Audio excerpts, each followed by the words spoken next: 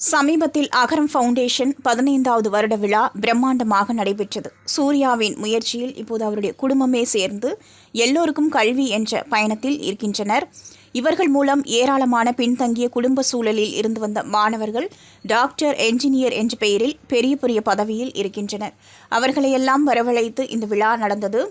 அது மட்டுமின்றி அரசாங்கம் செய்யாததை ஒரு தனி குடும்பம் செய்வது இப்போது எல்லாராலும் பாராட்டப்பட்டு வருகிறது. சூர்யா திரையில் மட்டுமல்ல, நிஜத்திலும் ஒரு ஹீரோ தான் என்பதை நிரூபித்துவிட்டார். ஆனால் இதெல்லாம் அவர் சுய லாபத்திற்காக செய்கிறார். இவ்வளவு வருடங்கள் சத்தம் இல்லாமல் நடந்த விழா இப்போது பிரம்மாண்டமாக நடத்தப்படுவதற்கு பின் அரசியல் இருக்கிறது என சிலர் தங்கள் வன்மத்தை கொட்டி வருகின்றனர். அதேபோல அவருடைய படங்கள் தொடர்ந்து தோல்வியடைகிறது. இப்படியெல்லாம் செய்து பழைய கோபத்தை எல்லாம் தீர்க்க பார்க்கிறார் என வேறு சில நடிகர்களின் ரசிகர்கள் வெளிப்படையாக சோசியல் மீடியாவில் கூறி வருகின்றனர். உண்மையில் எந்த ஹீரோவும் செய்யாததை சூர்யா செய்கிறார். அந்த கடுப்பில்தான் சம்பந்தப்பட்ட நடிகர்களின் ரசிகர்கள் இப்படியெல்லாம் செய்து வருகின்றனர். ஏனென்றால் சூர்யாவின் இந்த செயலுக்கு முன் எந்த ஹீரோவாலும் நிற்க முடியாது.